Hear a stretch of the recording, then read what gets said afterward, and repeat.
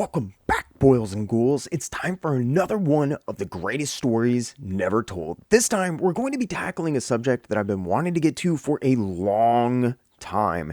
Jacob Kurtzberg, better known by his pen name Jack Kirby, and more affectionately and probably more aptly referred to simply as the King of Comics, is such a vast and inescapable part of the industry that doing his career any sort of justice is a difficult task, and I have to admit a fairly daunting one at that. I've wanted to get into Kirby's career for a long time, but I don't want to get too mired down in the he said, she said blame campaigns that seem to make up such a large part of the so-called historical examinations of Kirby's career. That's simply not what this channel is about. It's taken me a while, but I think I've finally found the in I was looking for, and I can't wait to share this series with you all. Kirby's work in the comics field is widely known and continues to be researched and documented as thoroughly as possible nearly 30 years after his passing in 1994. While his comics work is well documented, Kirby's later work, his work outside of the industry, remains virtually a mystery to most people. Since I specialize in little-known facts about well-known creators and characters, I thought this would be an opportunity to examine the life and work of one of comics' inexorable legends through a fairly unique angle. Please bear in mind, this series should be in no way construed as a be-all, end-all examination of Kirby's work for either Marvel or DC. That's not the purpose of this series, despite the fact that we will be exploring facets of his work for both companies. Rather than attempting some impossibly long, all-encompassing series, I've instead chosen to frame his work at these companies against a story far fewer people are aware of, and one that remains surprisingly fairly undocumented: Kirby's work for the proposed film Lord of Light. While it might not sound very interesting on the surface, slated for production in 1980 despite the fact that Lord of Light would ultimately remain unproduced, the story of why the movie, a film that would have been the most expensive science fiction film of all time when it entered pre-production in 1979, never happened, and how the CIA subsequently ended up with not only the film script but Kirby's production art, and how those illustrations played a pivotal role in the successful exfiltration and rescue of 6 real-life hostages during the 1981 Iran hostage crisis, all while the Lord of Light's production had their offices raided by a CIA-backed police force, were subsequently put on trial for embezzlement, and how the film's budget was mysteriously tied up in a legal black hole that took not one but 2 of the country's biggest law firms more than 24 months to unravel, and no one is able to really explain to this day, is so much more interesting. So join me for another one of the greatest stories never told, and a tasty tidbit of tawdry industry trivia, and another multi-part documentary series I like to call Jack Kirby's CIA Portfolio. In this week's episode, we'll be exploring Kirby's work for DC, in particular his Fourth World material, how that relationship went south quick, and why. We'll also examine his continued problems with DC Editorial and how this all ultimately paved the way for his vastly unexplored work in the animation field, and of course, Lord of Light. Remember, if you enjoy these videos, do me a favor, let this video play until the end. The more people that watch until the end of this video, the more YouTube will promote it. Don't forget to hit that like button. Think about getting in the comment section below and letting me know. If you really enjoy what you see, make sure you Hulk smash that subscribe button. If you feel like you're in a position to help the channel grow, think about using the link in the description below to sign up for my Patreon page. For as little as $3 a month, you get access to tons of behind-the-scenes posts, exclusive content like uncut interviews, early access to material, merchandise discount codes, and you can even get your name in the credits.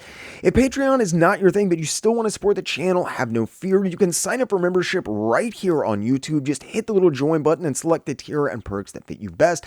If that's not enough, you can also make donations towards specific goals, or just hit the channel using the Ko-Fi link in the description. And you can even pick up your very own JerkComic shirts like the ones you see on the screen. But now, let's get into it.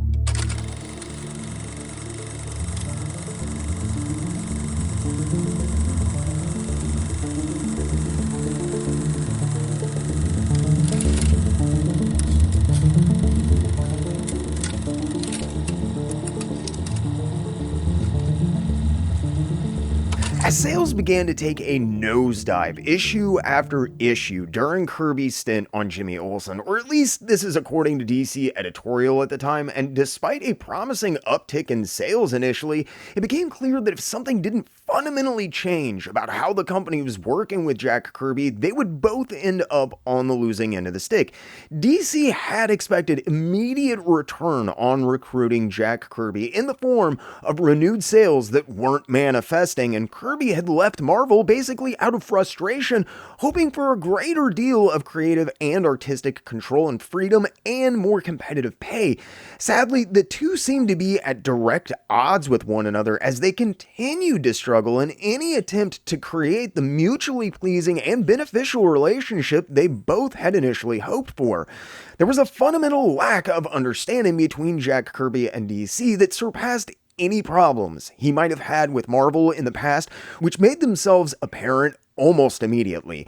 And again, much of this was born from the fact that DC had little idea of what to do with Kirby or his work, as well as that many at the company actually hated his art, considering it, quote, beneath the company.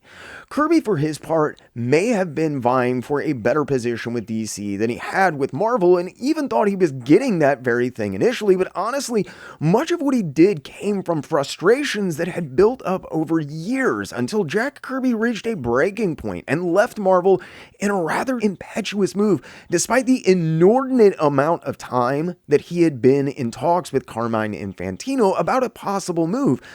To best explain his basic mindset, I don't think you need to look any further than a quote he offered up at one point saying, quote, "I was faced with the frustration of having to come up with new ideas and then having them taken away from me. So I was kind of caught in a box and I had to get out of that box." While I think it had been somewhat problematic from the start for a few reasons that we've talked about, when sales started to take a hit on the books, Kirby was initially given, the differences in opinion between DC and Kirby became undeniable. Without a real game plan, and what they were doing obviously not working, the two parties reached something of an impasse insanely quickly, which they would continue to struggle to get past for the remainder of Kirby's time at the publisher. To illustrate how differently they saw things, you need not look any further than the alterations that DC had begun to make to Kirby's work on their biggest characters, especially Superman, from almost the moment he started working for them. It had to have been annoying, but Kirby emphatically said that this was the cause of the poor sales. Fans wanted to see his take on the iconic DC pantheon of heroes, not faces by Al Plastino pasted up over his work, or worse yet, inkers trying to make his art look like all the other artists DC already had on staff. Kirby argued that even if DC might not get it, there really wasn't any reason to hire him if they were just going to cover up his faces and try to make him draw figures and compose pages like everyone else who was already working for them. In Kirby's mind, and it only stands to reason, that if they hired Jack Kirby for his art, it should probably at least be his art, not someone drawing over his faces or even him trying to emulate anyone else. While this totally makes sense to me, and I'm sure many of you, the ever-conservative DC felt the exact opposite. DC reasoned, in their heads, fans simply weren't accustomed to Kirby's unique approach and visual takes on the characters. It was radically different than anything else that DC was putting out for the most part, and this scared them. When people picked up a DC comic, just like a Marvel publication, they expected it to look and feel a certain way. Kirby's bizarre contortion of the human form and inventive page layouts might have been a draw at Marvel, but DC considered them more hindrances than anything else for the most part. Just like Marvel, they wanted their books to appear uniformly on the shelves next to one another. The major difference here was Marvel had actually tailored that look and feel around Jack Kirby, whereas DC was trying to fit a square peg into a round hole in many ways.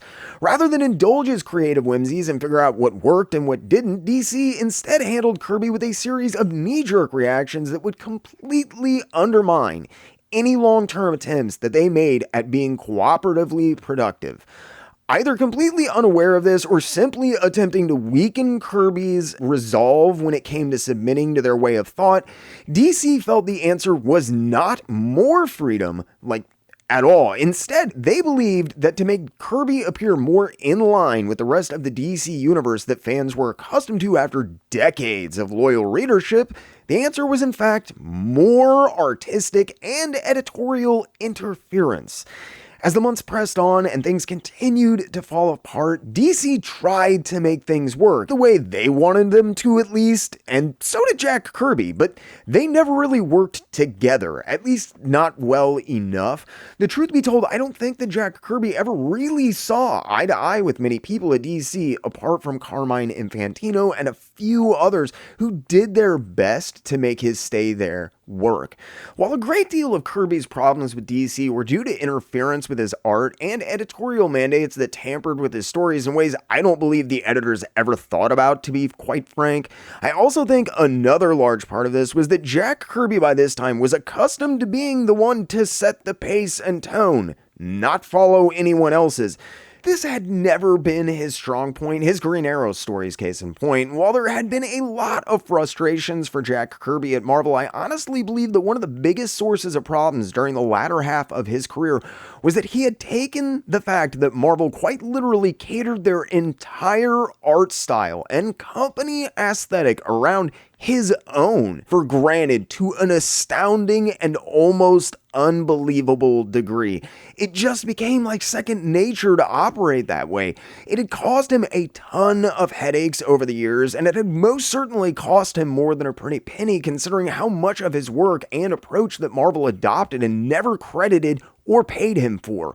On the other hand, however, it had allowed Kirby to just kind of do his own thing aside from Lee's insistent requests for revised art for his story ideas he happened to have after Kirby was done. Let's be honest, after he was done plotting and basically writing the story that Stan Lee was then making changes to. While the finer details of much of what took place behind the curtains between DC and Kirby at this point remain widely undocumented, especially compared to only a few years earlier during his time at Marvel, it's not difficult to ascertain that there was trouble in paradise from the onset of the relationship. Though Jack Kirby would never openly speak about DC the way that he did with Marvel, I think that's because both he and DC knew it was an ill-fated relationship from basically the beginning.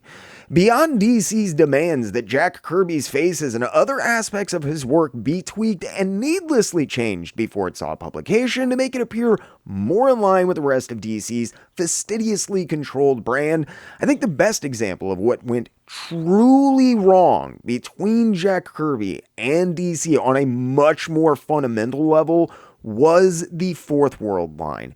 While I'd love to offer up nothing less than simple empirical facts about the creation and execution of Kirby's work on the Fourth World, the truth is somewhat obfuscated due to a shocking lack of coverage or documentation. Only months prior, there is no shortage of interviews from either Stan Lee or Jack Kirby speaking about any subject that one can imagine. With his move to DC, this coverage all but stopped dead in its tracks, again attesting to how poorly this relationship went for both involved at the time and how little love it really got as well. While it would become fondly remembered and now is looked back on as one of the greatest achievements in mainstream comics, at the time of its release, the Fourth World books literally disintegrated whatever goodwill there had been between DC and Jack Kirby almost immediately. Because it's almost impossible to say for sure, unlike much of the stuff that went down at Marvel, there's basically two schools of thought when it comes to the why and how of the Fourth World and how things ended up going down the way they did. There are some people who point to Kirby's work on the Fourth World as proof that DC was trying their best to work with Kirby and give him what he wanted. It was radically different from anything else at DC at the time, or even now for that matter, and it seems that this may have indeed been an olive branch extended to Kirby, literally allowing him to basically do whatever he wanted. Others believe that this could not be further from the truth. Some people feel like the Fourth World titles were in many ways a trap set for Jack Kirby, and there are many historians that actually argue that any and all leadway given to Jack Kirby by DC at this point was not given to him out of respect or indeed any wish to see him succeed, but actually done in a concerted effort to undermine him and weaken his bargaining position at the company. These individuals believe that DC was basically just giving Kirby enough rope to hang himself with in a deliberate attempt to make a fool out of the man who had been decimating their newsstand sales for the last decade. There is a wide-held belief among many Kirby historians that DC didn't hire Jack Kirby so he could make them money. They didn't hire him to create characters or even to really draw for them. They hired him so he would stop drawing comics for Marvel.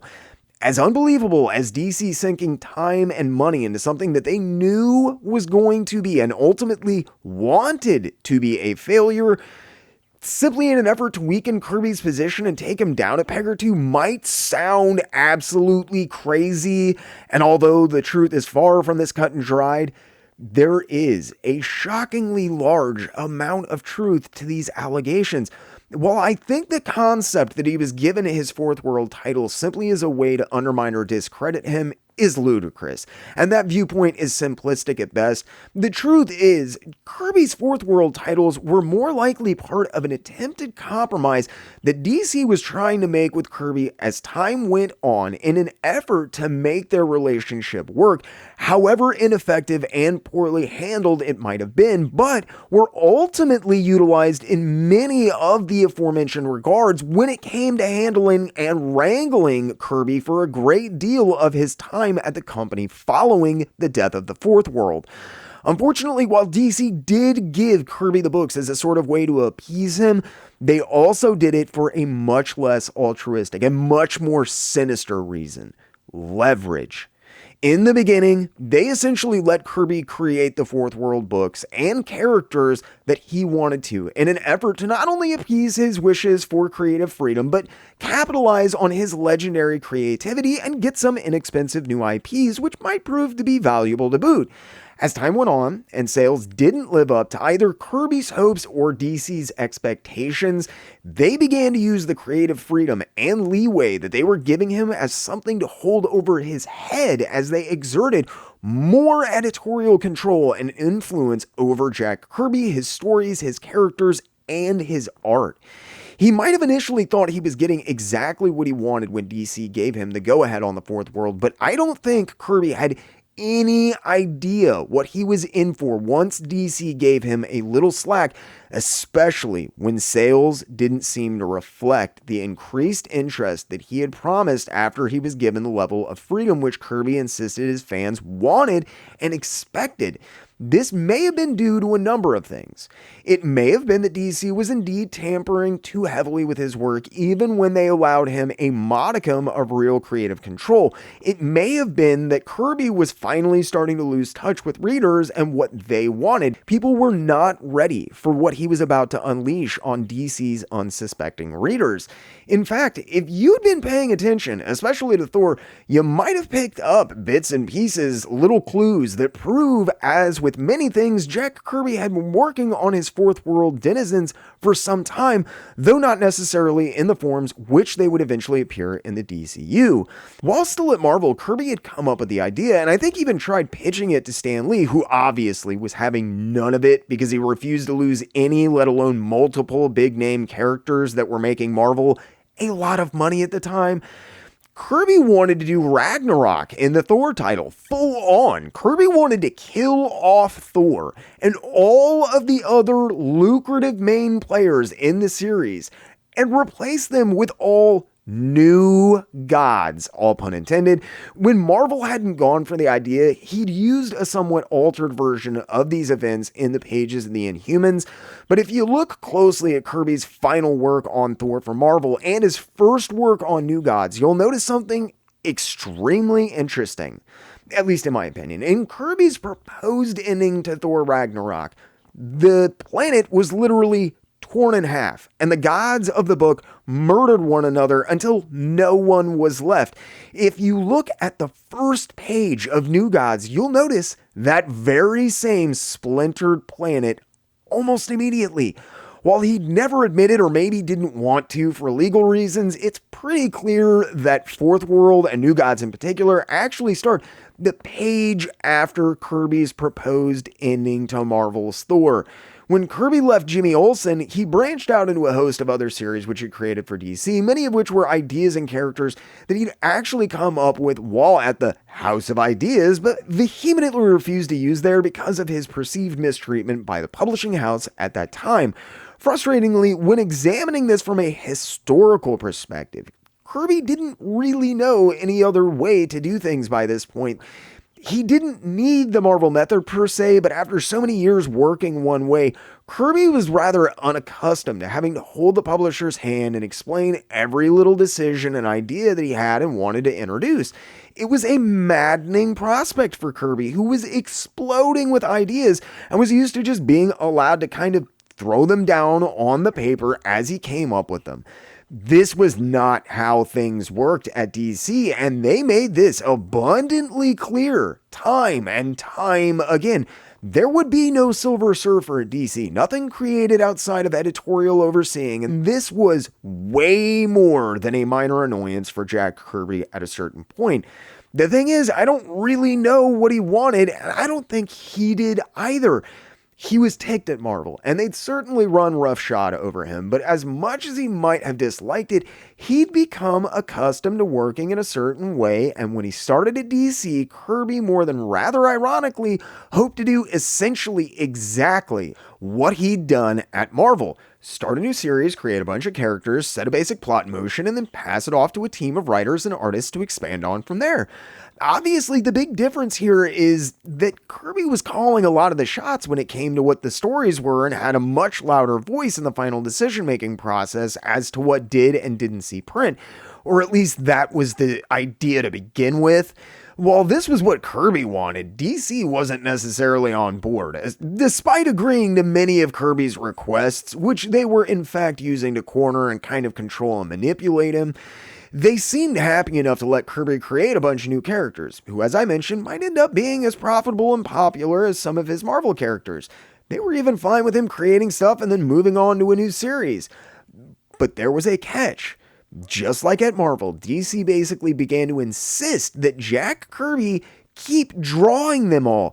Despite not seeming to even like his art, DC was dead set against Kirby basically seeding a story, starting up a title, and then passing it off.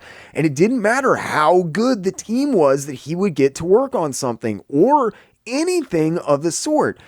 See, the thing is, DC didn't want to pony up and create would have essentially been an entirely new editorial wing just to help Jack Kirby keep track of, create, write, and oversee the host of books he envisioned. This would have required a lot of time and money that I do not believe DC was willing to grant Kirby even from the beginning. As his sales figures continued to underwhelm the new owners, who had expected an explosion of sales, I don't think his bargaining position improved any either. DC had brought Kirby on board to give the company a shot in the arm, but they were not necessarily super interested in kicking off an entirely new age of comics for the company with Kirby as the face of it all. And most importantly, investing the money that this would have required. Hell, they didn't even like his art enough to let him draw Superman's face. The proposed lineup for the Fourth World line of books is absolutely incredible. And when I first started really getting into Kirby and I found out about a lot of this stuff, I wondered how the hell people didn't know that Don Heck was going to be handling Forever People.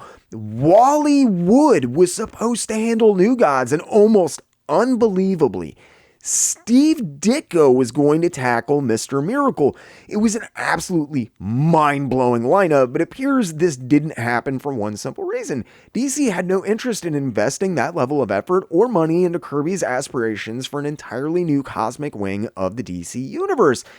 It feels like that at almost every turn, Kirby and DC were in opposition, and one of my favorite stories to illustrate this is the cover to New Gods #1. When Jack Kirby drew up the original sketch of Orion that would appear on the cover of New Gods #1, he got Don Heck to ink it up and actually colored a few sketches and sent DC copies of them so that they knew the color scheme of Orion's costume and would be ready to prep the finished cover for publication as soon as he was done with it. Kirby actually inked the Orion figure that appears on the cover of New Gods 1 himself in an extremely rare move, and then pasted it up on a beautiful collage of an outer space sequence replete with planets and stars. If this doesn't quite sound like what we saw, that's because someone at DC changed the image without Jack's consent. While from what I understand he actually liked the cover as it saw publication, the fact his collage had been stripped down and had an image of a drawn planet added to it by a nameless worker at DC should have been a warning sign of things to come. It wasn't until Jack Kirby requested the original Don Heck inked sketches that he'd sent DC in the interest of making their job easier that he got pissed though. While he asked repeatedly, DC insisted they had no clue what had happened to the original sketch. It was just gone. After a few phone calls, Jack Kirby apparently flipped out and raised a pretty big stink about getting the piece back. After much cajoling on his part, DC finally produced the sketch he'd sent them. The crumpled piece of paper handed back to Kirby had apparently been discovered lodged in the back of a drawer, folded in half, completely discarded and forgotten within days of Kirby sending it in. Kirby never had nasty things to say about many of the people he worked with, and he spoke well of DC, but I know for a fact that this incident pissed him off bad.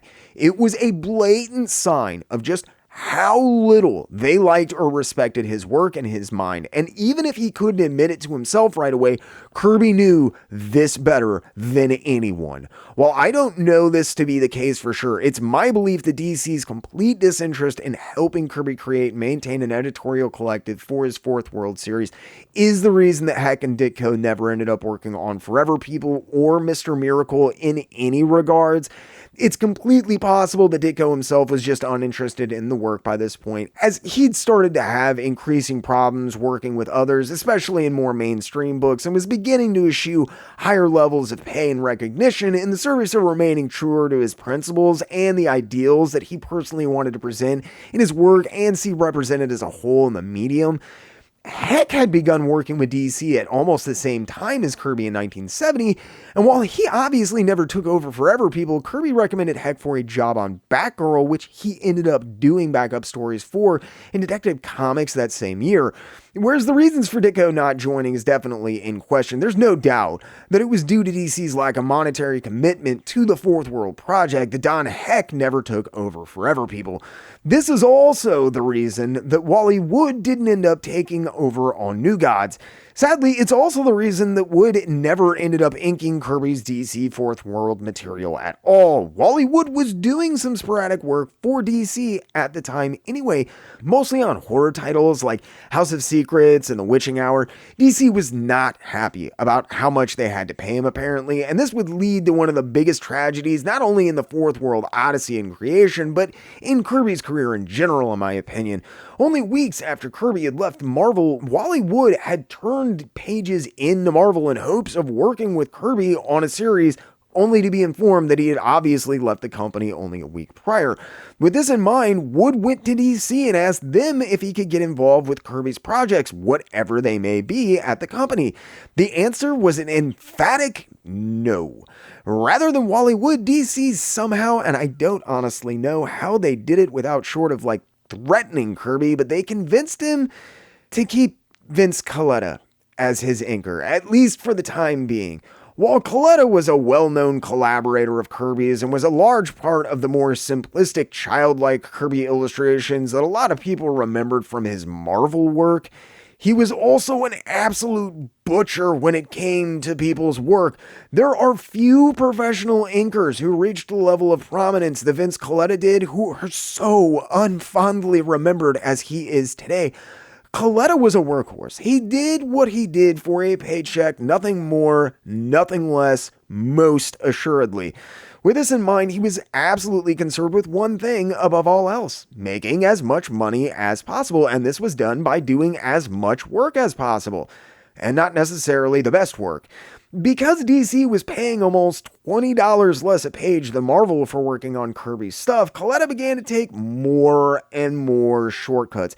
He turned images into silhouettes, he started taking stuff like trees and foliage out of images, and the thing that Mark Evanier pointed out to Kirby, and that eventually resulted in Kirby's eventual request to have Coletta replaced as his inker, was the fact he'd started to turn Kirby's carefully planned cityscapes and buildings into small grid-like designs, which only vestigially resembled buildings when examined closely.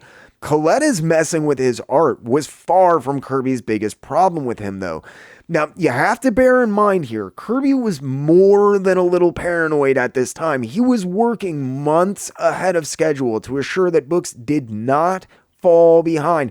And while this was a good thing for publication schedules, it also meant that there was an increased risk of someone at DC getting wind of what he was working on and then leaking that information to Marvel, who might rush a similar product to the stands, taking shortcuts in quality to beat Kirby to the punch. This is definitely not out of the realm of possibility, if you're wondering, by the way, because he was so convinced someone at Marvel was going to take his ideas. There were actually only 3 editors at DC who were supposed to know what was going on with Kirby and his proposed Fourth World projects, and unbelievably, for their part, as far as I'm aware, DC actually kept up their end of the bargain.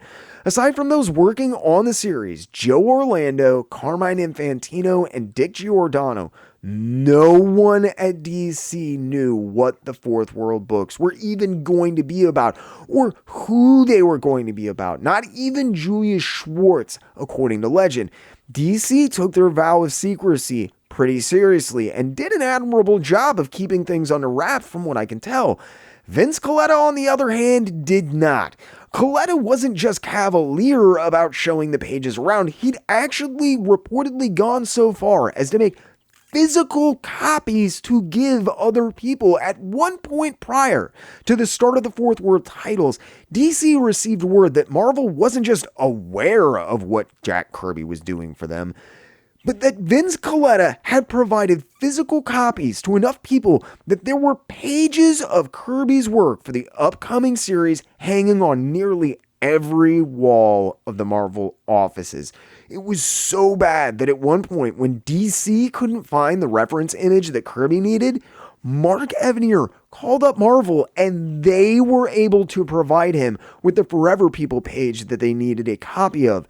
It was ridiculous. But even this wasn't enough to get Kirby to fire Vince Coletta. Evanier has spoken at length about how nice of a guy Jack Kirby was and how he had to convince him to, quote, fire bad inkers at one time or another. While he's not saying it directly, Vince Coletta is the guy that Mark Evanier is invariably referring to. While erasing Kirby's pencils and even leaking his work directly to Marvel wasn't enough to get Kirby to fire him, it was definitely enough that Mark Evanier and Kirby's other assistants began to lobby for his dismissal. Kirby didn't want Coletta to be out of work, but then something happened that changed everything. Something that seems to have crossed the line for Kirby and finally resulted in Coletta's dismissal from the Fourth World titles.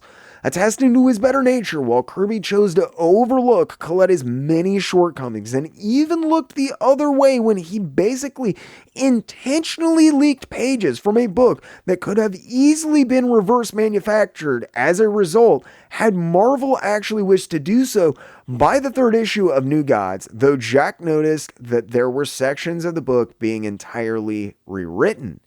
It turned out that Vince Coletta had actually been letting DC editors see and then change Jack Kirby's finished pages before he inked them without Kirby's knowledge or his consent. Given that editorial interference had not only been one of the big reasons he'd fallen out with Marvel, but was becoming an increasingly difficult problem to navigate with DC by this time, Kirby decided it was time to take action. Kirby had been living in California for some time by this period, and I don't know if it was a business trip or if he flew out just to meet with Coletta and talk to him face to face, but I do know by the time the 4th issue was being inked, Kirby had a face-to-face with Vince Coletta. He demanded that Coletta stop erasing his carefully penciled pages, to which Coletta matter-of-factly replied that it was necessary for him to make those simplifications in order to meet the deadlines and get enough work to pay his bills. Whether they discussed his leaking pages or his allowing DC to change Kirby's pages prior to publication without telling him about it, knowing full well this was a big no-no for Jack Kirby, I don't know.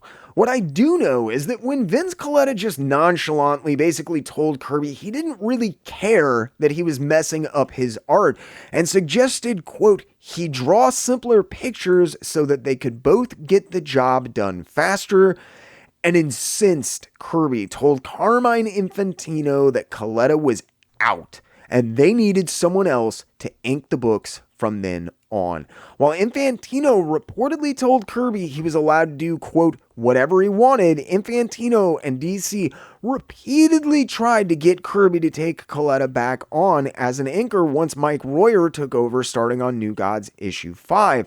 While Royer is an undeniable improvement when looking at the work today, at the time, a lot of people were cheesed off that DC and Kirby had the gall to fire Vince the Prince.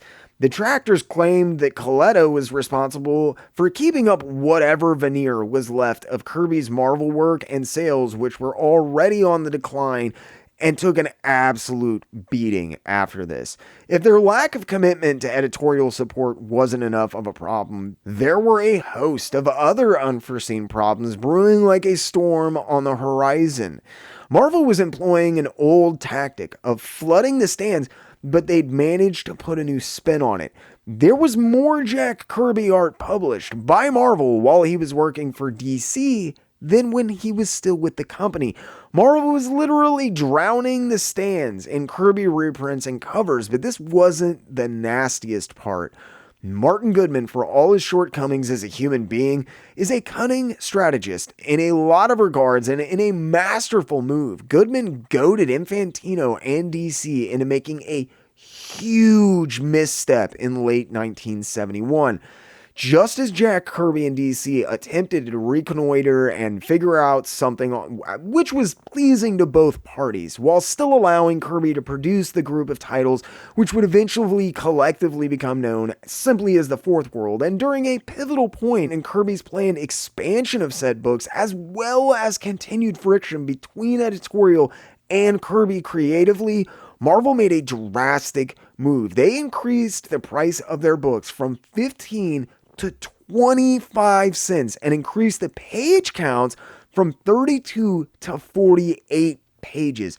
Carmine Infantino knew what Goodman was up to. He'd seen them absolutely demolish Del Gold Key years prior with the same tactic, knocking them off of the dwindling newsstand space available, and he'd countered the move, increasing the price of DC's books to 25 cents as well, but offering 64 pages of story to compete. The move cost DC a lot of money, and they could not really even afford to fill the added space with new material in most cases, so they just started reprinting old cost-effective stuff. While Kirby wanted classic Jack Cole Plastic Man reprints, he was instead saddled with reprints of his own old work with Joel Simon, which simply helped to further alienate and disinterest readers, unfortunately. Not only did the move help to drive more of a wedge between readers and Kirby's DC work, but the page and price increase had all been part of Goodman's plan. The month after DC raised their page count to 64 pages and increased their price to 25 cents, Goodman dropped the page count for Marvel books back to 32 pages and lowered the price of their books to 20 cents, undercutting DC and costing them a boatload of money in the process. To add insult to injury, because Goodman had introduced a 25% price increase for the same amount of pages that they had been offering before the sales stunt, this allowed Goodman to offer retailers a whopping 50% discount on Marvel books on paper. It was a masterful stroke and a rather ingenious move on Goodman's part, laying absolute waste to DC's profit margin and managing to interrupt readership to pretty massive extents. While this all occurred in the span of less than a year, it happened just as Jack Kirby was beginning to expand his burgeoning fourth world with New Gods, Mr. Miracle, and Forever People. DC stuck to their guns for a time and actually continued to produce their 25-cent 64-page books, despite the fact that basically no one was buying the more expensive comic book. It didn't really matter how good it was or that it was actually a better value. Most people saw the lower price on Marvel's books, and for a lot of kids on a limited budget or for parents looking for the cheapest way to stop their kids asking for a funny book, they were both going to go with the cheaper book, despite the fact that DC was eventually forced to remit and they did lower their price as well. DC had once and for all been knocked out of their place at the pinnacle of the comic book publishing ladder after more than 3.5 decades. Readers who couldn't afford the more expensive DC books or just went with the cheaper of the two options regardless missed a good chunk of DC's stuff right around this point. While most of their titles weren't particularly continuity heavy anyway, it wasn't inordinately problematic that people only read sporadic issues over the last year or so, and sales slowly began to normalize on most of their biggest publications as a result. Unfortunately, this was not the case for Jack Kirby and his doomed Fourth World titles. The Fourth World books were plot-heavy and often heavily interconnected. If you missed a few issues of any of the titles, it wasn't particularly easy to just jump right in and quickly fill in the blanks. There was a substance to Jack Kirby's books that most of DC's other titles just did not have. While this cohesive quality should have been a good thing, it unfortunately proved extremely problematic for Kirby and his Fourth World Odyssey instead. The end result of all this was that Jack Kirby's Fourth World creations never really recovered because many were never even given a real chance to catch on or connect with readers given the terrible timing of the price wars between Marvel and DC, as well as a general lack of interest on DC's part in properly promoting them, let alone a vested interest in even seeing them continue. As I mentioned, it's my belief that one of the major reasons that many at DC, aside from Carmine and Fantino, supported Kirby's Fourth World aspirations had to do with gaining leverage and something to hold over his head. While sales continued to deteriorate with his Fourth World titles due to a host of factors, DC began demanding that Kirby's characters show up in other people's books, as well as that Kirby include other DC characters in his own Fourth World titles. It was done in an effort to get more people interested in the Fourth World characters, but also largely in an attempt to make it abundantly clear that the Fourth World was part of the regular DC universe, although I'm not entirely sure of why DC was so insistent on this front, honestly. It doesn't feel like DC ever really knew what to do with Kirby's Fourth World stuff when he was working on it, and even less so when it was out of his hands. For his own part, these editorial mandates that he put certain characters in his books or that he put his characters in other people's books simply served to annoy the crap out of Jack Kirby. For the most part, Kirby just wanted to be left alone to work on his books and build his own DC universe at the time. He wanted to be somewhere away from the expectations of working on massive characters like Superman and Batman, where Kirby found himself continuously butting heads with Editorial over likenesses and compositions. Another component to all of this was that Jack Kirby had become increasingly annoyed at Marvel by Stan Lee and Martin Goodman's insistence that basically all of the characters cross over into all of the other books at one point or another. This often interrupted the flow, if not entirely disrupted the story that Kirby was trying to tell.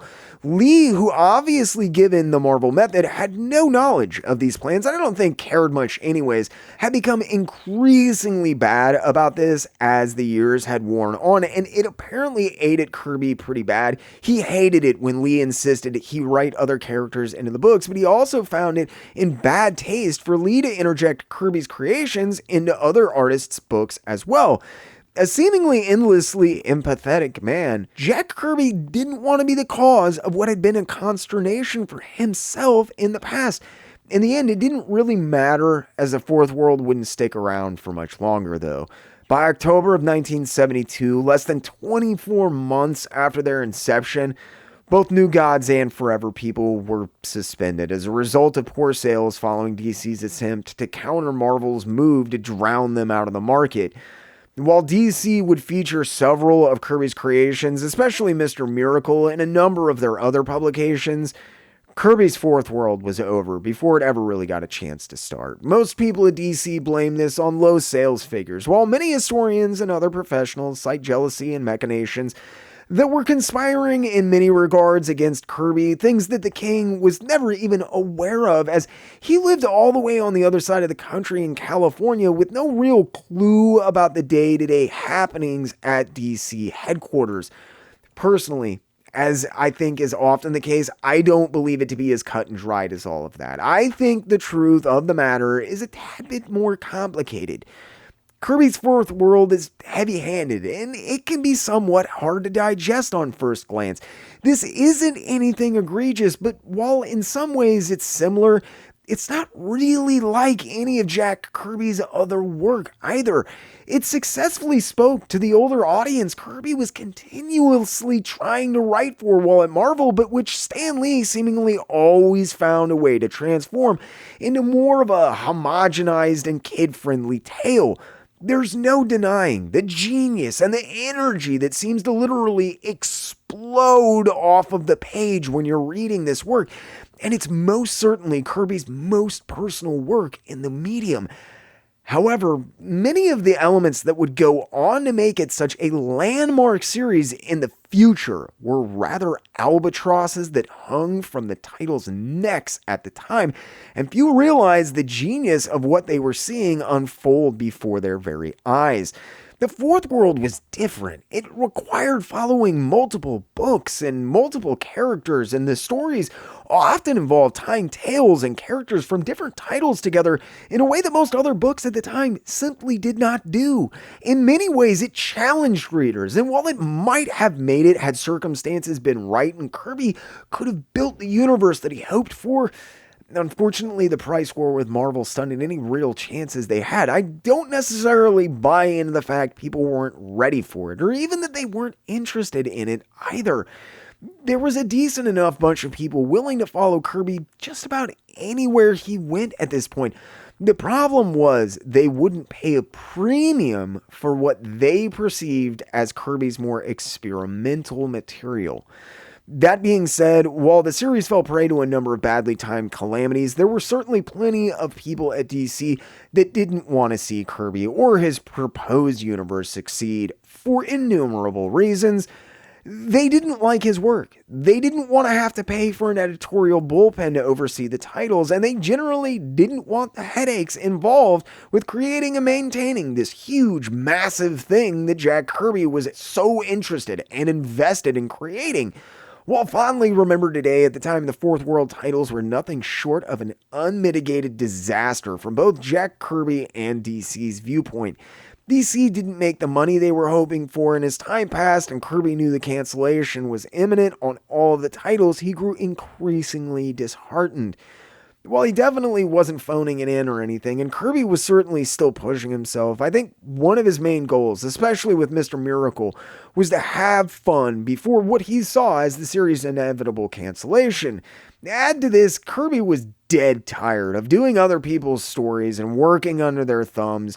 In direct response to this, before its actual cancellation in 1974, Kirby came up with a rather strange plot for Mr. Miracle number 6, cover dated February 1972, a story that would become somewhat infamous in the industry for its portrayal of certain industry professionals in a less than flattering light.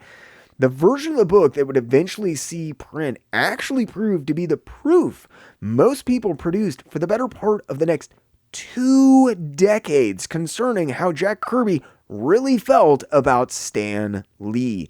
The absolutely brutal lampooning of Lee in Mr. Miracle 6 seemed to show just how upset Kirby was with Lee, even if he wouldn't directly say as much in interviews at the time. While this is undoubtedly the case, at least to an extent, I think the most interesting thing about the plot to Mr. Miracle 6 is that according to Mark Evanier, who is Kirby's assistant on the title and actually worked with him developing this story, Jack Kirby not only wasn't even the one who actually pitched the idea or character concepts, but it didn't even actually start off about Stan Lee. If you're unfamiliar, the plot in question revolves around a somewhat mysterious huckster named Funky Flashman, who suddenly appears on the scene and begins to insert himself into Scott Free's life. Funky is a sidekick, Houseroy, and the story reveals that the two live off of residual checks, which are implied to be some sort of inheritance. When these checks start to get smaller and eventually dry up, Funky Flashman and Houseroy decide that they're going to cash in on Scott Free's talents as an escape artist. Flashman convinces Free to eventually hire him as his business manager, but when Flashman discovers the existence of Free's mother box, he decides to steal it. Eventually, he unwittingly ends up summoning agents of Apocalypse while trying to use the mother box, and when the female Furies show up at Flashman's house in search of it, Flashman shoves his loyal sidekick at the Furies and jumps out of a window. As he's fleeing, the house explodes behind him, presumably killing Houseroy, a fact which does not seem to trouble Funky Flashman at all. In the final panel of the issue, he's actually seen calmly walking into the sunset, free to live and scheme another day with basically zero repercussions for his actions. If the story parallels here weren't bad enough to implicate Lee and seemingly confirm what everyone knew Jack Kirby had to be thinking about him by this point, Kirby actually went so far as to have Funky wear a disguise which consisted of a wig and fake facial hair, which bore striking resemblance to Stan Lee. When you read the story and see Funky Flashman, especially in disguise, it's clearly supposed to be Stan Lee. Even Houseroy was a derogatory nickname for Lee's second-in-command and resident historian, Roy Thomas, as I mentioned, just driving the point home even further. What I found really interesting about this entire situation, though, and is pretty telling about where Kirby's head really was at, was that when the Funky Flashman character, an obvious Stan Lee analog in the published issue, was first proposed, he was based on an entirely different person and an entirely different situation. Remember when we were talking about Kirby and his work for Marvel Mania, that company that refused to pay anyone and apparently never sent out merchandise to people who paid for it? Yeah, the company that put out the poster series of Kirby's work that ended up being one of the last breaking points for him at Marvel Comics, where he originally met Mark Evanier. And you remember how I mentioned that Evanier had brought up the crooked owner in several interviews I found? Well, when Kirby was soliciting possible story concepts for upcoming issues of Mr. Miracle from his assistants at the time, Mark Evanier and Steve Sherman, Evanier evidently had suggested that they lampoon his old boss from Marvel Mania, who had evidently stiffed Jack Kirby on a bunch of work as well. The guy was a legendary hustler, and Kirby seems to have initially gotten a kick out of the idea, going for it almost immediately. Evanier recalls, quote, "Steve Sherman and I had worked for Marvel Mania International, a mail-order firm. The guy who ran it was, well, let's just say that a lot of kids never got that Silver Surfer poster they ordered, and a lot of artists and folks who worked for him never got paid. When Jack asked us to come up with ideas for story, we suggested, hey, let's do him. Funky Flashman was originally conceived of as our version of that guy we worked for at Marvel Mania." What he says next, though, I think well illustrates that while he might have never been actually mad at Stan Lee the person, Jack Kirby definitely held a great deal of resentment for the duplicitous businessman that he had become. I think Lee was pretty dead on when he said that Kirby had a nasty proclivity to let stuff build and never really talk about it or bring it up until he was absolutely ready to blow up about it. Quote, "When Jack Kirby started doing it, the character started turning it into Stan Lee. I don't think Jack consciously decided, I'm going to parody Stan. I think he just sat down to draw this character who is going to be sweet-talking Mr. Miracle into working with him, and his personal reference points for that kind of relationship led him to start drawing Stan. The issue ended up coming out more Stan Lee than Jack had intended, and I have to believe that something triggered that. There were obviously hard feelings between Kirby and Lee, and more than a few issues there, but as things continued on at DC, they did not get better there either. In only a matter of months, actually, Kirby had apparently began to feel that there might be no choice but to hope that Marvel would take him back once his contract was up with DC, if not before. Kirby's time at DC was troubled and turbulent, and just as they had destroyed his hopes of creating an entirely new universe with the Fourth World, they canceled 2 other projects that you don't hear brought up often. When Kirby first came to DC, he had suggested that they create magazine-sized black and white or limited color format comics. Jack Kirby took every step to cut the costs of the magazines involved, and despite there being virtually no overhead, DC had an intense lack of faith in the 2 proposed series, Mob and Spirit World.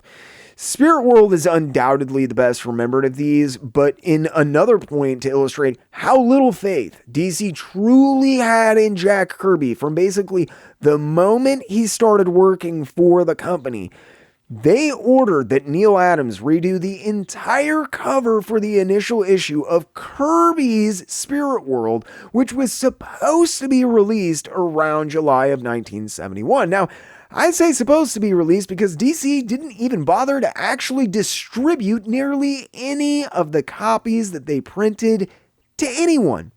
Evanier recalled years later, quote, "The first issues of Mob and Spirit World got very bad distribution. Steve and I went down to the warehouse in LA. We never saw an issue on the newsstands in LA, so we went down to the warehouse to pick up copies.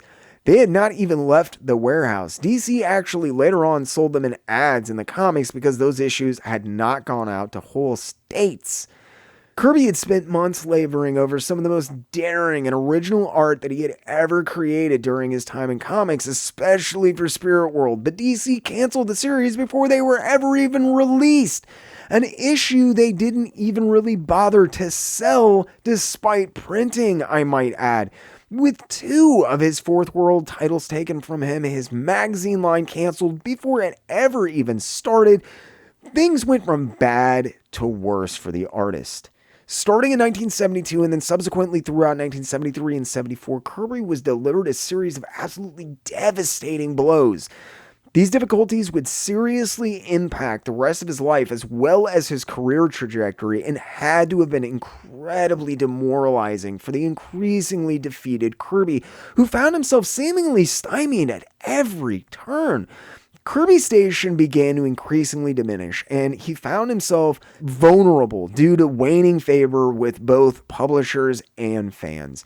If his publication woes with DC and the fact that they just seemed to be completely incapable of seeing eye to eye on veritably any subject wasn't bad enough, in 1972 Stan Lee announced that he was officially retiring from writing for the comics division of Marvel. Now mind you, Lee's retiring wasn't the slap in the face. What really got to Kirby was what happened as a result of Stan Lee's departure. Vehemently unwilling to even let on to readers that Stan Lee might have taken on a even reduced role at the publisher, or God forbid stopped writing everything that Marvel put out, Perfect Films instituted the now infamous Stan Lee Presents credit that was on virtually every comic Marvel put out for the foreseeable future. These abhorrent credits were not only misleading, but continued the time-honored tradition by this point of literally plastering Stan Lee's name all over decades of stories, which he literally had absolutely nothing to do with writing. I mean, he wasn't even working in the comics division of Marvel anymore when they started. For Jack Kirby, who, as we've talked about, left Marvel for a few reasons, but Lee's claiming credit for things he didn't do, second being only to his actual pay, this had to have been infuriating. And again, to be clear, I don't think Jack Kirby was necessarily bothered so much by his own lack of a credit for stuff that he was responsible for. A big part of this is that Jack Kirby actually cared about other industry professionals and creators. Seeing Stan Lee's name stamped unceremoniously on other people's work like this was just more proof of what he'd been saying all along about artists not receiving proper credit or compensation for their work while he was at Marvel. I will add that Lee insisted that the Stan Lee Presents credit was not his idea. And from what I was able to uncover, the credit served two purposes, but was something that the new owners of Marvel basically insisted on. Though they obviously paid Stan Lee well for it, it was not something that he demanded or even requested. Lee was already far more interested and invested in adapting the various Marvel properties into other mediums, especially film, television, and animation by this point. He had very little interest in the publication department of Marvel Comics, aside from them continuing to provide him with valuable IPs that he could attempt to license, that is. Because by this point Stan Lee was the face of Marvel, to such an extent that the open knowledge he wasn't even working on comics for them anymore might have been a devastating blow for the company.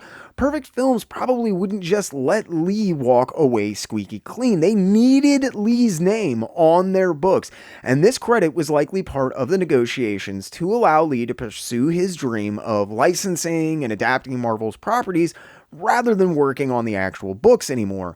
While I do personally believe that the credit wasn't Lee's idea, I don't think it really matters. He could have said no. It was his name.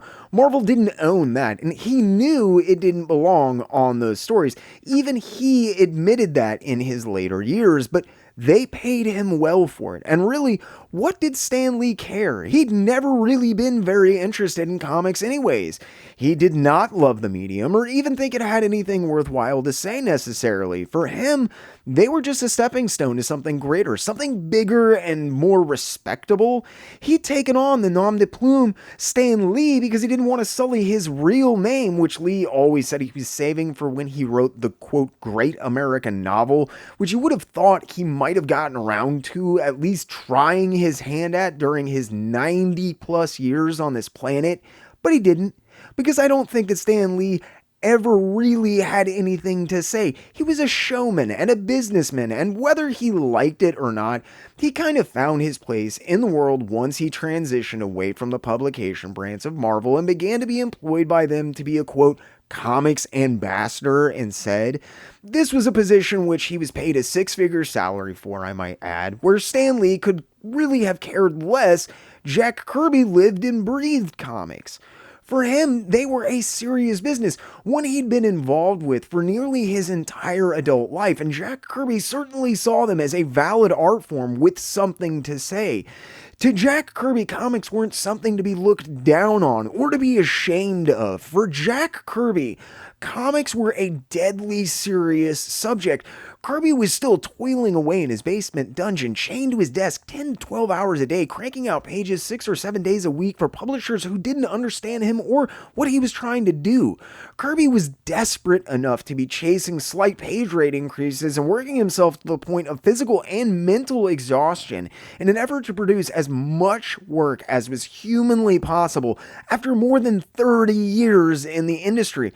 This was while Stan Lee was busy becoming a multi-millionaire, talking about breaking into film and being a comic ambassador. While Stan Lee was literally getting paid for doing nothing when it came to comics, Kirby was struggling to get DC to even take him seriously anymore as Mr. Miracle continued to limp along, and he was confronted with more and more editorial interference, restrictions, and demands. Through his appointment as their official comics ambassador, Stan Lee had literally become the actual face of Marvel Comics, and he was making absurd amounts of money as a result. As painful as this had to have been for Kirby, partially out of desperation due to how poorly things were going at DC, Kirby saw Lee's new position in a different light. While it might have been unfair, it also presented Kirby with an opportunity he thought he might never have gotten. For the first time, Jack Kirby thought it might be possible for him to work at Marvel Comics while not under the stifling and controlling will and at the beck and whim of Stan Lee. The only problem was he still had years left on his contract at DC Comics. While Kirby never openly admitted it or even directly spoke about the reasoning behind some of the decisions he made during this time, in my knowledge, it's not hard to make inferred guesses when you step back, look at the bigger picture, and start to analyze the situation. I think that by 1972, Jack Kirby knew things at DC were not going well, and that unless something major changed, they were not going to start going well either. DC and Kirby fundamentally just didn't agree on way too many things, namely anything. Every idea and character that he suggested seemed to be somehow an affront to DC, who took the opportunity to tamper and meddle in Kirby's attempts. Most importantly, they simply did not get Jack Kirby, though to be fair, I don't think that Jack Kirby really got DC either. Their entire approach to comics seemed morose to him, and Kirby spoke about how DC seemed to have a sort of, quote, fixation on death and told needlessly dark and hopeless tales. This was the antithesis of what he wanted to do with his work, especially by this point in his life. While he'd always been a fairly positive and caring guy, despite whatever stories you might hear kicked around and exaggerated, Jack Kirby had seen and done horrible things in his life. He'd been in combat. He'd lived through the hell of war. Jack Kirby marched through the aftermath of Normandy, across the sea of bodies and blood-drenched sand. He'd seen his friends, and more importantly, people he didn't like, have horrific and terrible fates visited on them that no one deserved. And he knew no one deserved them. The war changed him in a lot of ways, but I think interestingly, Kirby would most often talk about the people who he didn't like. He would say later in his life it wasn't watching the people that he loved or that he liked that messed with his head the worst in the war. It was the people he actually wanted to get hurt, people he wished would die or go away. And when that did happen, when people he had wished these awful things on did actually pass away, it didn't bring him joy or satisfaction. Instead, Jack Kirby found it soul-crushingly depressing. He was consumed by the guilt of even secretly wishing the things that he saw happen to his fellow soldiers. And while Jack Kirby never shied away from what he saw as a just fight, as he got older, he simply was not interested in violence, aggression, or death in any sense of the real-world applications of those words. While Thor and his kingdom might have fallen in Ragnarok, it was only to make way and birth new gods to replace them, a cycle of rebirth, a celebration of sacrifice and resurrection. There was no place in Jack Kirby's life for paranoia or hate. He just wanted to make people smile, to make them happy, to make their lives a little bit brighter, maybe even a little bit more easy to handle. With his stories and his art, and try as he might, this seemed impossible for Kirby, no matter where he was at. Lee had constantly thwarted his attempts at telling tangible and intelligent stories by dumbing them down and padding them with ham-fisted dialogue that would have soap opera writers cringing. Now, at DC, Kirby found himself unable to tell the stories he wanted to because the company seemed to be consumed and obsessed with the concept and notions of violence and death, which stood in direct opposition to everything he was trying to achieve and convey with his work. With little hope of achieving what he'd set out to when he left Marvel only a year and some change prior in 1970, as 1972 turned to 1973, Kirby began to feel more and more pressured. Prior to the suspension of the majority of his Fourth World titles, he had a stash of original characters. When he joined DC, he'd had big plans and plenty of characters to fill the pages of those plans. Now, with the failure of the Fourth World, having exhausted the majority of these pre-existing characters and many of the stories he'd originally envisioned and set out to tell lost to him once more, Jack the King Kirby was running on empty, while under increasing editorial pressure to produce for DC at the time. Every misstep he made, every disagreement they had, every book of Kirby's that underperformed seemed to multiply the tension and problems between Kirby and DC. While he joined the company in a desperate gambit to escape the creative stranglehold and inhuman working conditions of Marvel as he saw them, as the months slowly ticked by, Kirby was faced with a devastating realization. he and DC were never going to be able to come together, not the way that he wanted. He would never be allowed the creative control and artistic freedom that he had been promised. The entire proposition had been an abject failure, and Kirby knew it. As time pressed on, Kirby began to increasingly feel that his last and only chance at doing anything he could call his own would be achieved by going back to the very place he'd just run screaming from. Jack Kirby wanted desperately to move back to Marvel. With Lee no longer involved, Kirby began to imagine Marvel might be a more creatively friendly and fostering environment, and eventually it feels like Kirby began desperately hoping that with Stan Lee gone, maybe now there would be room for him to have at least a modicum of control over his stories, or at the very least, receive proper accreditation and pay for his work. The only problem was, at the point he began to really believe this, and as a result pursue a return to Marvel, he still had nearly 3 years left with his contract at DC. After only 18 months with the company following the demise of his Fourth World, the cancellation of his magazine line before it had ever even launched without so much as an explanation or distribution, seemingly endless editorial struggles, and in the resolute belief that Marvel would finally be amenable to his input with Stan Lee out of the picture, there's pretty good evidence that Jack Kirby was already trying to get back into the good graces with Marvel and out of his contract with DC by the end of 1972. Years prior to all of this, back in 1966, Joe Simon had actually filed a lawsuit against Marvel surrounding the copyright of his creation, Captain America, which Kirby is credited as the co-creator of. The Joe Simon Captain America lawsuit is extremely important and also an entirely other episode all its own, and I'm going to do my best to only include what's important to Kirby's part in all of this and how it all ties into this documentary series. Most important to note is that Jack Kirby was at no point involved with the protracted 3-year legal battle that followed between Marvel and Simon, a legal battle that would have untold and long-standing repercussions no one could have foreseen at the time.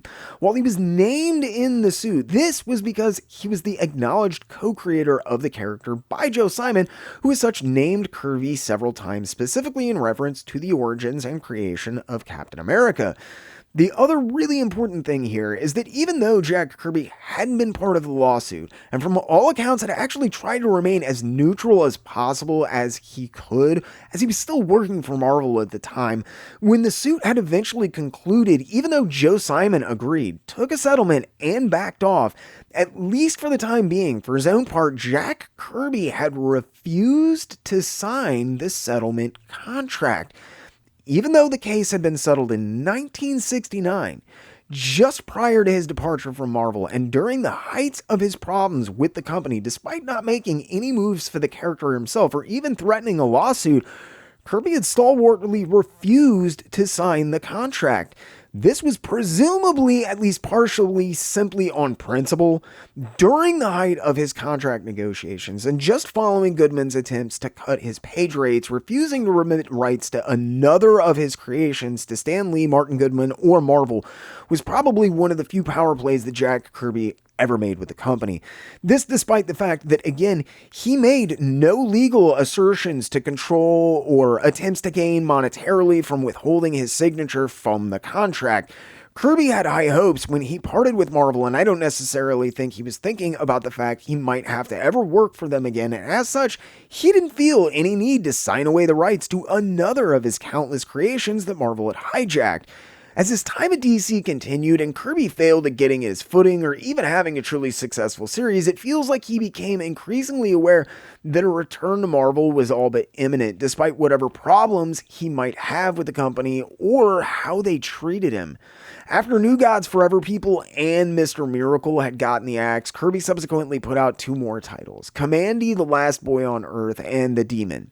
While both books were created to be much more accessible than his Fourth World material, neither title ignited reader interest like DC hoped, and it seemed to be just more proof that Kirby was not a good fit at DC. DC.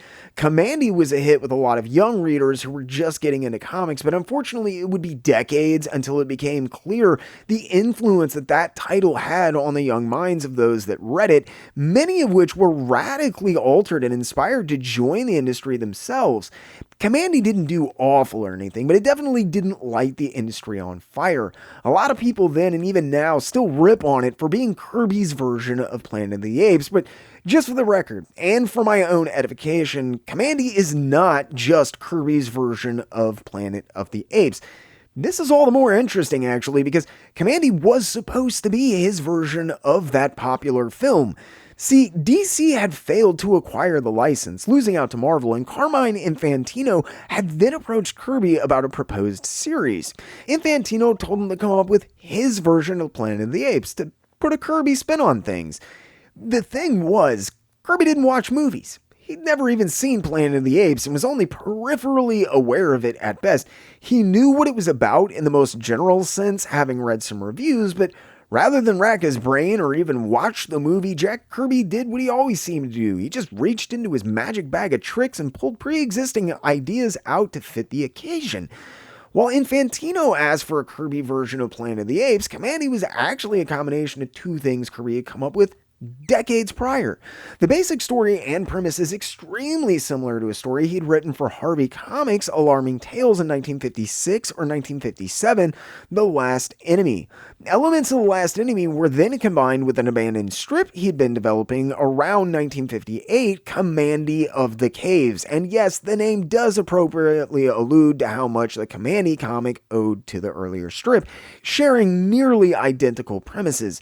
While it drew from earlier sources and came from a few different places, Kamandi was undoubtedly Kirby's most simple book at DC, likely due in no small part to this, as well as the fact that it was a self-contained book and fairly easy to follow, especially when compared to his other DC work. Kamandi would go on to become Kirby's best-selling book while he was at the company, actually managing to outlast Kirby's tenure at DC. As with a great deal of his DC work, Kamandi would go on much later to garner a pretty decent cult following and was a fan favorite of many young readers who would go on to become creators throughout the 80s especially. It outlasted him at the company, and Kamandi did okay, but it wasn't what DC expected of the so-called king of comics. They wanted a certified hit, a real sales juggernaut, and in their opinion, all they had gotten were a bunch of sprawling space operas and a moderately successful young reader's version of Planet of the Apes. In the face of Kamandi's moderate success and ease of accessibility to readers, The Demon was almost the exact opposite. Because of this, it seems to have been rather uniformly dismissed by both DC and a lot of their readers. Kamandi offered in every issue what many Kirby DC books never really did, a logical jumping on point, and it wasn't overly complicated. There was no mythology or pantheon of gods that you needed to learn about or to understand to read Kamandi. It was just a fun adventure book. The Demon, on the other hand, again dealt with mythology and all these other enormous concepts. Like most of Kirby's other DC books, it almost certainly required a good deal of actually paying attention and relied on at least a cursory knowledge of some sort of lore and mythology of one sort or another, and in this case, Arthurian legend. While The Demon, along with much of Kirby's work for DC, including the astounding Fourth World titles, would go on to find a healthy audience decades later and become highly lauded. At the time, DC seemed to be reaching the end of their patience with what they viewed as Kirby's mad science experiments. Like most of Kirby's other books at DC, The Demon would last a paltry 16 issues before it was canceled in January of 1974 to little fan outcry. As The Demon was summarily failing to realize its potential or recapture readers' attention, and Kamandi, despite being his biggest hit for the company, was met with a rather indifferent reception by DC, Kirby became convinced he had no other choice other than to make the move back to Marvel as soon as humanly possible. The only question was whether they would even take him back. If you're sitting there thinking, there's no way they wouldn't take him back, you need to remember how Kirby left Marvel the first time, and especially the ugly contract negotiations, if you could even call the one-sided conversations that.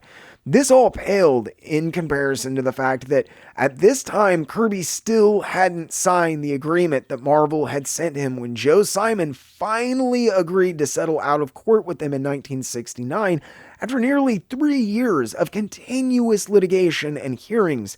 Kirby's apparent decision that going back to Marvel was his only choice is well evidenced by Kirby finally relenting and agreeing to sign the Captain America settlement in 1972, more than 2.5 years later. With everything that was going down at DC, teamed with the fact that Kirby's position on his work for Marvel hadn't changed, Kirby obviously was trying to make peace with Marvel, but this wasn't just because he knew that he had little choice but to come crawling back to the publisher either. Marvel publisher Martin Goodman had been fighting a losing battle since Perfect Films had taken over Marvel in 1972. He'd been jockeying and lobbying to retain his position for years, and while the new owners had been adamant, and in fact only agreed to buy Marvel if Stan Lee was a part of the package deal, they could have seemingly cared less about Martin Goodman for the most part, a fact which Goodman apparently found irksome to say the least. Goodman had been informed that he was going to be getting the boot from Marvel. When he found out, he apparently started calling in all the outstanding loans that he had, including with Jack Kirby. While over the years, many have stipulated that Martin Goodman likely called in all of Kirby's outstanding debts with the company as a way of applying pressure to the artist in order to get him to finally sign the Captain America agreement.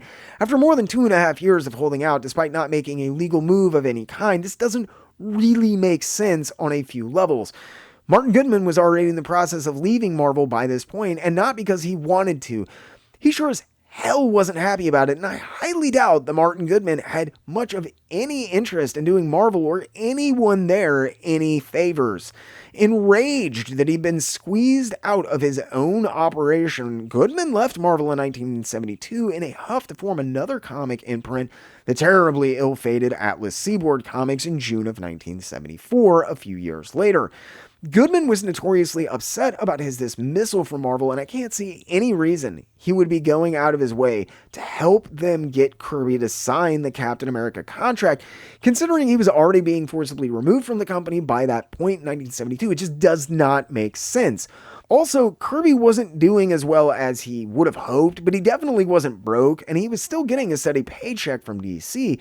The outstanding debt they called in at Marvel was a few $1,000s, but it wasn't anything that would have broke Kirby or left him destitute.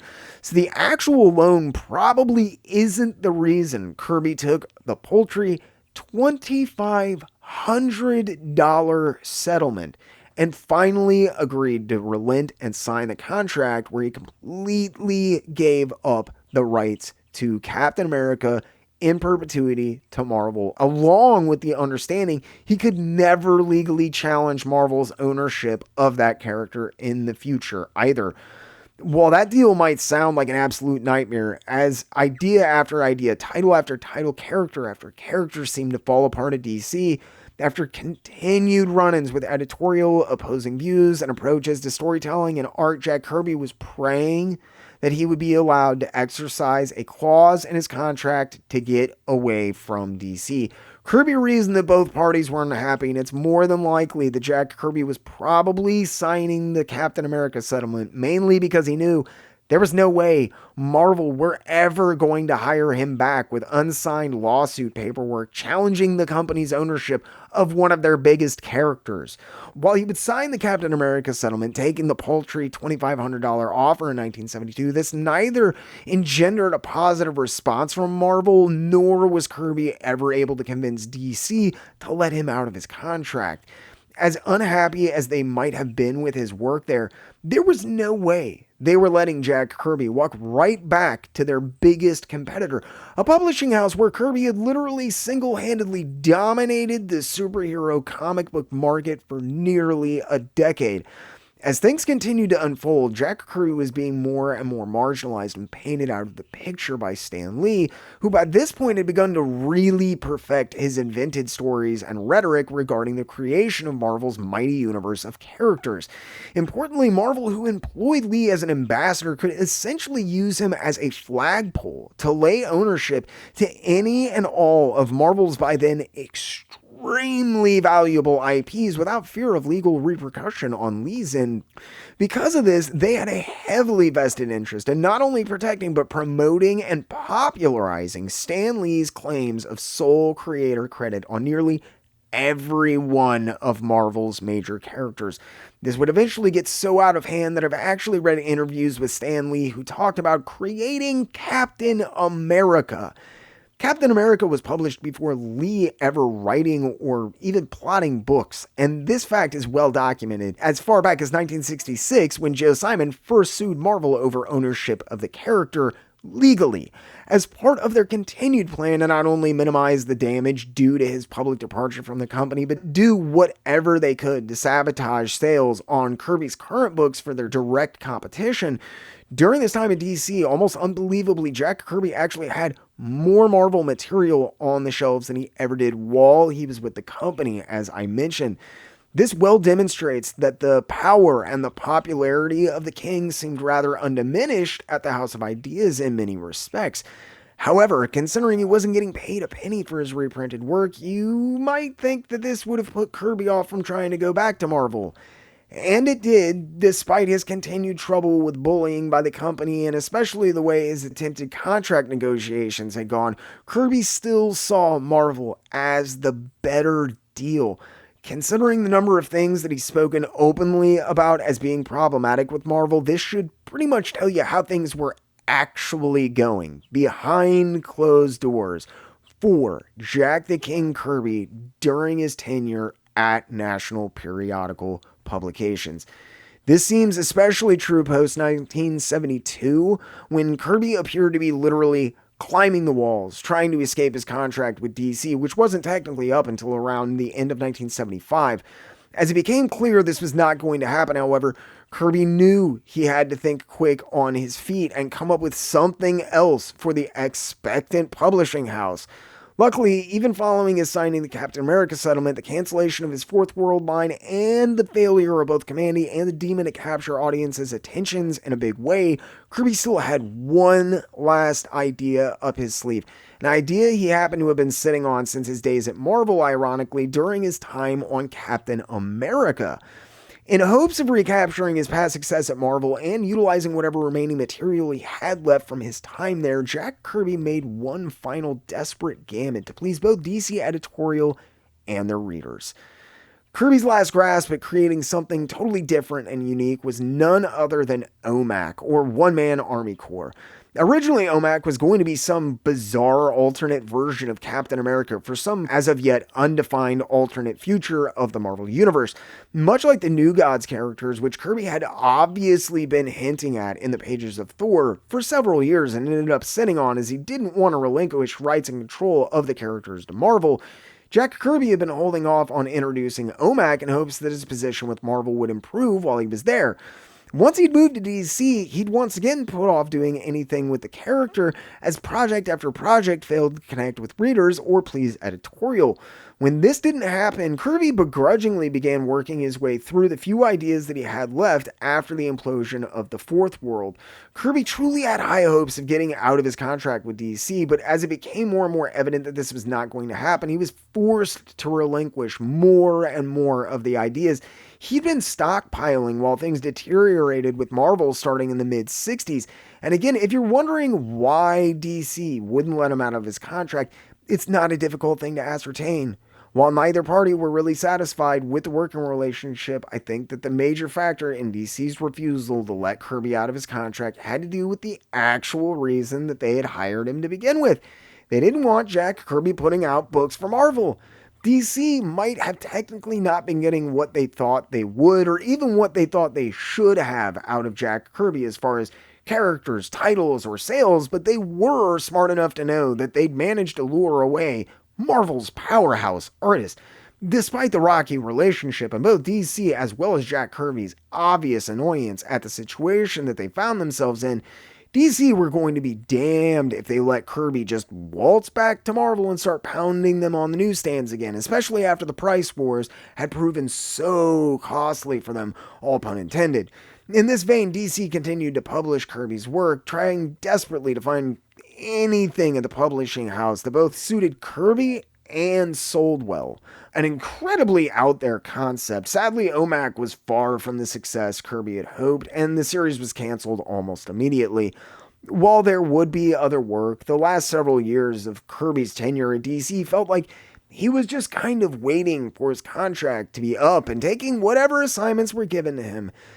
This is mostly because he was.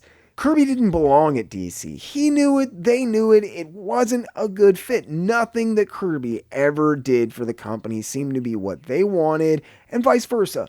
While he never publicly hammered on DC like he did Marvel, there was plenty of stuff going on that absolutely drove him up the wall. Kirby was continuously forced to include characters that he didn't want in his books, once again having his stories meddled and tinkered with by people who didn't understand the scope, magnitude, or the complexity of what he was trying to accomplish with his fourth world material, or care for that matter. And Kirby was also once more assigned to titles he was entirely uninterested in and fundamentally did not belong on just to meet his contractual obligation of work. An obligation, I might add, of 15 pages a week. I mean, it's bad enough having to work on stuff that you're not interested in, but man, 15 pages a week is a lot. Even if you are invested in the material, that's just a ton of work for anyone, even the seemingly superhuman king of comics. Kirby kept up with the workload. There were few times in his career where he ever failed to do that, but he was done, and you could tell. The love and energy that had seemed to permeate his drawings for so long was draining from his lines bit by bit. He worked on a few books during this final stretch at DC. Probably most notably, Kirby was re-teamed with his longtime partner in crime, Joe Simon, and the two created Dr. Garrett Sanford, the Silver Age Sandman. While Sanford was later replaced by Carter Hall, also known as the Silver Scarab at one point, the world that Kirby built and Sanford inhabited is obviously an entirely different one from Neil Gaiman, Dave McKean, and Sam Keith's creation that would go on to revolutionize the industry in the 80s, though that series never would have happened if Kirby and Simon had not created this version of the character in the way that we saw it. Intended as a one-shot, Sandman did well enough that there were 5 more issues commissioned based on its popularity, and another story appeared in the Best of DC issue 22, intended for the unpublished 7th issue. Apart from Sandman, there was Kirby's proposed Kid Gang series, Dingbats at Danger Street. The first issue was canceled after it was entirely completed, but before it ever even went to press again, and it ended up getting repurposed as issue 8 of the first issue special series. Perhaps the one highlight for a lot of Kirby fans, as well as for the king himself, was his stint on one of DC's remaining war titles, The Losers. Even on The Losers, a war book in what should have been a place where he was totally at home, Kirby found resistance from both DC editorial and readers once again. As he was often wont to do, Jack Kirby dramatically changed the tone of The Losers when he took it over in 1974 from legendarily difficult and absolute dickhead Robert Kanigher. While Kanigher, who reportedly didn't like the changes either, wasn't the problem, if you read the actual issues, there are numerous letters from fans complaining about this complete tonal shift as well. A lot of people who read DC, it seems, really were like DC editorial. They simply didn't get what he was trying to do and fundamentally resented what they perceived as a lack of respect for the source material on Kirby's part. For himself, though, it had little to do with not respecting the work of those that came before him, but from a deep and abiding need to tell his stories his way. And his fundamental view of war, combat, and those involved in those activities. By this advanced stage in his life, Kirby actually having been a soldier, having seen some truly horrific stuff, Jack Kirby wasn't really big on promoting the more negative aspects of the war, and he especially did not appreciate Robert Kanigher's take in particular. Kanigher had begun to employ a tactic of negatively portraying any and all aspects of war, as well as many of those who served almost uniformly across all of DC's war titles following the start of the Vietnam conflict, the public outcry that followed, and the massive shift in the perception of the U.S. armed forces that it caused. As was often the case, Kanigher used his editorial position to ensure that this tone, his tone, was the prevailing one on all of DC's war books being published at that time. If you've seen my documentary on Bernard Krigstein, then you'll likely no doubt recall how pivotal a role he played in the decimation of Krigstein's career and the absolutely petty reasons behind this. Not to mention how dubious an individual Robert Kanigher truly was in general. In short, Robert Kanigher was not someone you crossed lightly, as with Mort Meskin and Green Arrow decades before, and I think having little to do with any sort of ego or belief that he was better than anyone else, Jack Kirby did what he thought was right. He tried to tell the best stories in the best possible ways that he could, and he wasn't going to let anyone, especially not some suit like Robert Kanigher, tell him how to write or draw his war books. This is despite both Kanigher's legendary anger and almost unparalleled ability to hold a grudge. Kirby could have seemingly cared less and summarily ignored much of Kanigher and in fact anyone else's work on the series, not to mention Kanigher's demands regarding the dark negative tone of any war story published by DC at this point. As I've said a few times before, Kirby had been changed during his time in the war. While he might not have been stationed at Normandy during the siege, he walked those beaches, bathed in the blood and strewn with the bodies of both his friends and his enemies alike. In many ways, seeing the aftermath of that battle had to have been almost as traumatic and life-changing as being involved for a lot of people. The more you learn about Jack Kirby, it just feels like the fight had gone out of him following the war. He absolutely detested conflict, negativity, pessimism. It all seemed so counterproductive and the complete antithesis of why he'd gotten into the industry, not to mention counterintuitive to what he was trying to accomplish by this point. Jack Kirby made comics to entertain people, to make them smile. I think in a lot of ways, Kirby's rebuttal and basic complete reimagining of the losers well exemplifies the type of differences that Jack Kirby often spoke to when in reference to DC's obsession with death. DC had become more interested in dark, complex imagery when it came to their war titles and their titles in general. Jack Kirby just wanted to make a spectacular war comic the way he had in the past. The problem was that times were changing, or I suppose more importantly, that times were changing and Jack Kirby wasn't. In 1971, Jack Kirby had still been the same creative dynamo he was in 1961. Hell, in 1941, he was still bristling with ideas and bursting with creativity, and I think the Fourth World is excellent evidence of this, but by the end of his tenure at DC, while his mind might have still been willing, and he might have even still had some amazing ideas left in him, Jack Kirby's body just wasn't working the way that it had in the past. He'd been pushing himself to the point of physical and mental exhaustion in the comics field to an absolutely unbelievable but ultimately unmaintainable point for literally decades. 2 years shy of this man's 60th birthday, his left eye was really starting to bother him. His pencils were getting more loose and gestural, and the composition seemed to be slightly off at times. And if you were paying attention to his art, despite his inker's best efforts, it was becoming noticeable. While years later, his inkers would literally talk about having to try and compensate for a slant in Kirby's work because he was losing vision in one of his eyes, it hit a point where you just couldn't really hide it anymore. It still looked fine to a lot of people, but if you'd been following Kirby for any length of time, the artist's difficulties were obvious.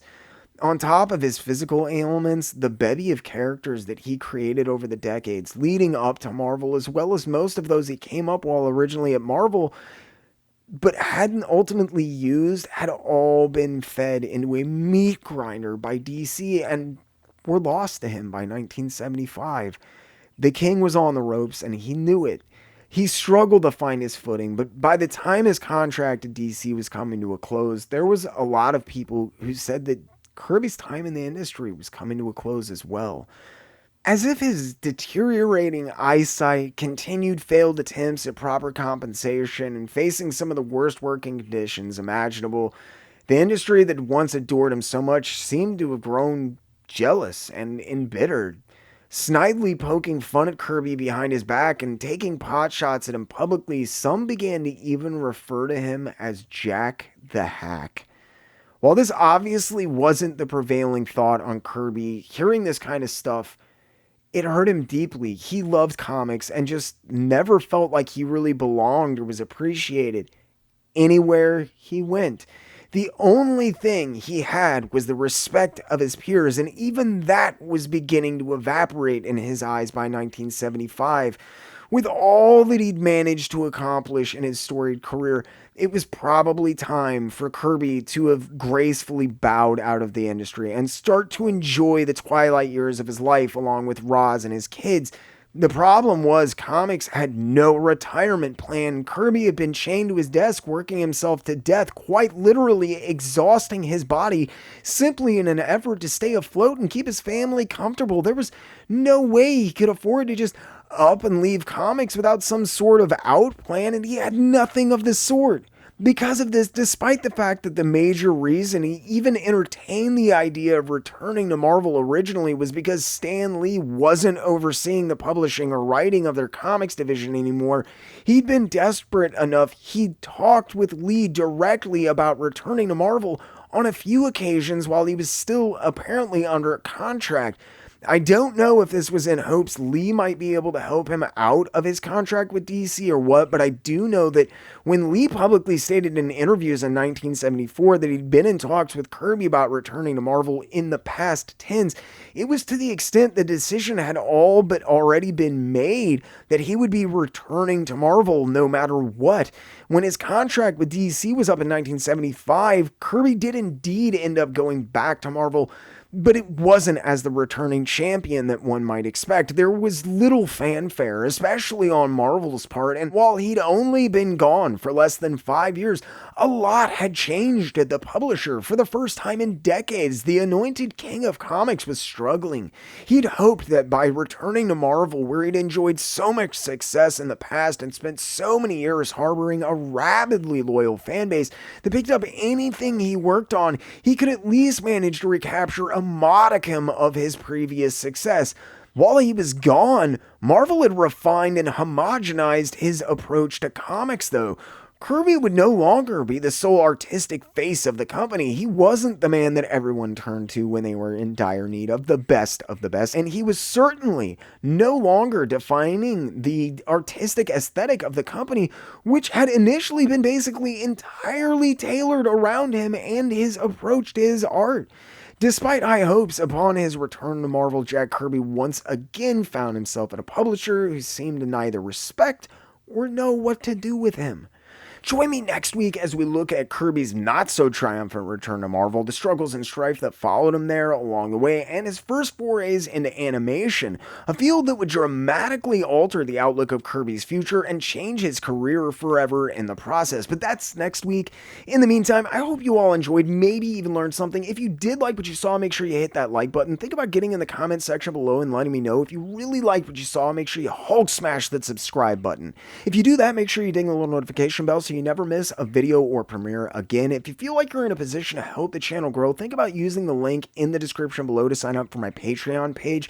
Patreon and other contributions make these videos possible. For as little as $3 a month, you get access to tons of behind the scenes posts, exclusive content like uncut interviews and early access to documentaries, merchandise discount codes, and you can even get your name in the credits. If Patreon is not your thing, but you still want to support the channel, have no fear. You can sign up for membership right here on YouTube. Just hit the little join button and select the tier and perks that fit you best. You can also use the Ko-Fi link to make donations towards specific goals or just tip the channel, and if that's not enough, you can even get your very own JerkComic shirts like the ones you see on the screen now. As always, this documentary was made possible by the Jerk Broadcasting System as well as generous grants from the Patreon, YouTube, and other contributors you see on the screen now. I'd also like to personally thank my loyal Wednesday warriors, Channel 10, Dolan, Chasen, Clinton Salvini, Mike Dolan, Lynn Sinnette, Jay Rainwater, Super Chasen, and Mike Dolan again. Thanks as always for sticking with me. I hope you all enjoyed, maybe even learned something, and as always, I really, truly, and honestly ask only two things. Keep hitting those local shops, and keep reading comics.